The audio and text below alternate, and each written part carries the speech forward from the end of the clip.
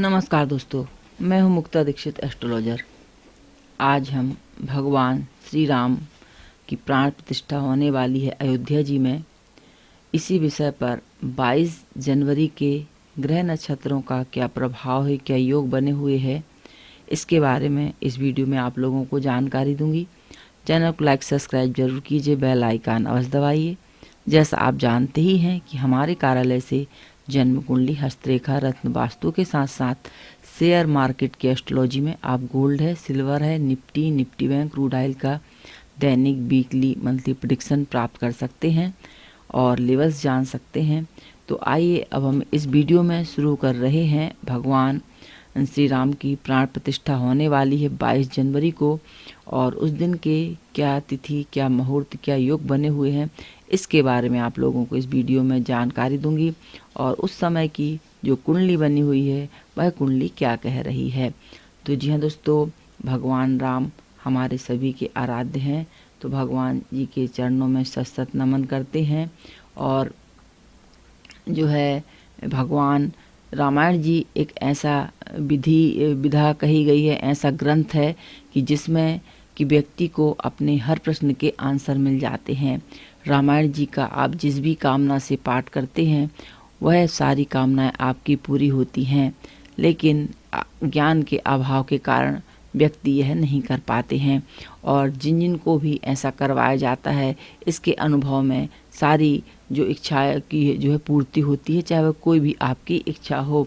तो रामायण जी का ग्रंथ हमारे घर में अवश्य ही रहना चाहिए और इसकी नित्य ही पूजा दर्शन अवश्य करना चाहिए, और नित्य एक एक दोहा चौपाई का भी हमें जो है पाठ करना चाहिए। जैसे भगवान राम स्वयं अनंत पुरुषोत्तम भगवान कहे गए हैं और अनंत हैं, जिनकी कोई सीमा नहीं है। कहा ही गया है कि हरि अनंत, हरि कथा अनंता, कहीं सुनहि बहुविधि सब संता। और भगवान अनंत हैं, और हम देखते हैं कि भगवान सारे अमंगल को भी दूर कर देते हैं। कहा गया है कि मंगल भवन अमंगल हारी, द्रवहु सुदशरथ अजर बिहारी। इस पर यदि भगवान, और आगे भी कहा गया है कि जा पर कृपा राम की होई, ता पर कृपा करे सब कोई। और इसके साथ, और जिनके कपट दंभ नहीं माया, तिनके हृदय बसहि रघुराया। होई सो होई जो राम रचि राखा, को कर तरक बढ़ावहि शाखा।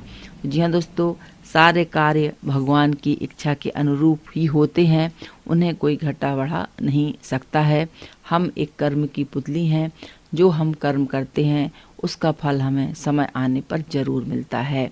जी हाँ दोस्तों, आइए अब हम देखते हैं कि जो 22 जनवरी की कुंडली क्या कह रही है। तो 22 जनवरी का दिन रहेगा श्री संवत जो रहेगा 2080, साके संवत 1945, पौष शुक्ल पक्ष 21। इसके साथ यदि हम देखते हैं तो जो है आनंद नाम का इस दिन योग पड़ेगा। द्वादशी तिथि रहेगी, सोमवार का दिन रहेगा, मृगशिरा नक्षत्र रहेगा समस्त दिन। इसके साथ वज्र नाम का योग पड़ेगा, बालव नाम का करण रहेगा इस दिन। और जो है आपकी वृषभ राशि का प्रभाव रहेगा शाम को 4:24 तक। इसके बाद मिथुन लग्न का मिथुन राशि का प्रवेश हो जाएगा। इस दिन यदि हम ग्रह योग देख रहे हैं तो इस योग में जो है सर्वार्थ सिद्धि योग बन रहा है, अमृत सिद्धि योग बन रहा है, और यह योग बन रहे हैं। और यदि हम देखते हैं जो कि प्राण प्रतिष्ठा का समय 12 बजे कहा जा रहा है, तो 11:15 से लेकर 12:30 के बीच में यह अभिजीत मुहूर्त कहा जाता है। यह सारे कुयोगों को दूर करने वाला बहुत बलवान मुहूर्त कहा जाता है, और यह इस समय पड़ने वाला है, तो यह अति शुभ कहा जाता है। जी हाँ दोस्तों, आगे हम देखेंगे कि लग्न की कुंडली क्या कह रही है। तो मेष लग्न की इसमें कुंडली बन रही है। गुरु लग्न में विराजमान है, द्वितीय भाव पे वृषभ राशि के चंद्रमा है, चंद्रमा उच्च के हैं, केतु 6वें स्थान पर हैं, और जो है 12वें स्थान पर राहु हैं। शनि लाभ में स्वराशि के बैठे हुए हैं, सूर्य 10म भाव पर विराजमान है, और 9वें भाव पे यानी धर्म के भाव पर मंगल, बुध और शुक्र का योग जो बना हुआ है। यदि हम कुंडली देखते हैं तो कहा गया है कि गुरु जब केंद्र में होते हैं तो अनेक कुयोगों का भी नाश कर देते हैं। गुरु की जो दृष्टि पंचम भाव पे, नवम भाव पे पड़ रही है, यह अति शुभ और कल्याणकारी होती है। और इसके साथ यदि हम कुंडली में आगे वर्णन देखते हैं तो कुंडली में गुरु और नवम भाव के स्वामी जो गुरु हैं और लग्न के स्वामी मंगल हैं, इनका परिवर्तन योग भी बन रहा है। तो जी हाँ दोस्तों, जब परिवर्तन हो योग बनता है तो यह वैभव संपन्न होता है और हम मंदिर का वैभव देख ही रहे हैं, इसमें कोई मुझे वर्णन करने की आवश्यकता है ही नहीं। जी हाँ दोस्तों, यह सब भगवान की माया ही है। और लाभ में शनि देव अनेक प्रकार से जो है लाभ के योग बनाने के लिए सस योग बन रहा है, अति उत्तम योग बना हुआ है और शुभ है। दसम स्थान पर सूर्य जो कि राज्य सरकारों के कारक रहते हैं विराजमान हैं, इसलिए सहयोग मंदिर में समझ में आ रहा है। और इसके साथ ही साथ जो है हमने मंदिर राम मंदिर जो जन्मभूमि विवाद था उस पर विजय प्राप्त करके और उसी भूमि पर यह मंदिर बन रहा है, तो यह भगवान की ही कृपा है सब। जी हाँ दोस्तों, इसके साथ नवांश कुंडली का अध्ययन यदि हम देखते हैं तो इस दिन जो है नवांश कुंडली जो 12 बजे का समय है, ज़बरदस्त जो है मजबूत है। कन्या लग्न इसमें आ रहा है, चंद्र मंगल का योग बना हुआ है और यह धनदायक योग भी अच्छा योग कहा जाता है।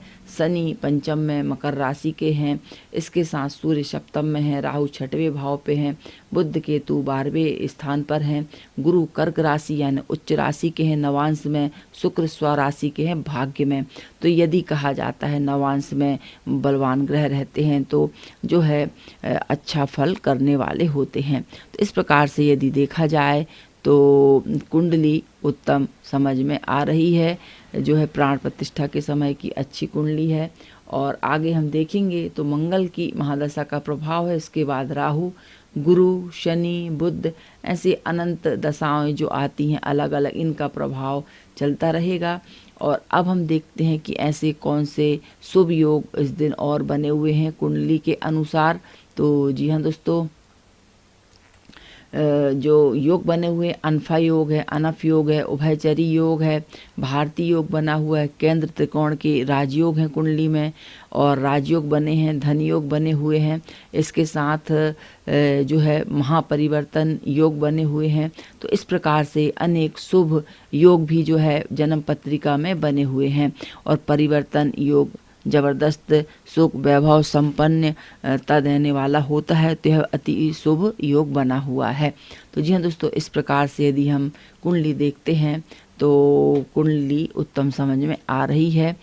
वीडियो अच्छी लगे तो लाइक शेयर सब्सक्राइब जरूर कीजिए। देखने के लिए धन्यवाद।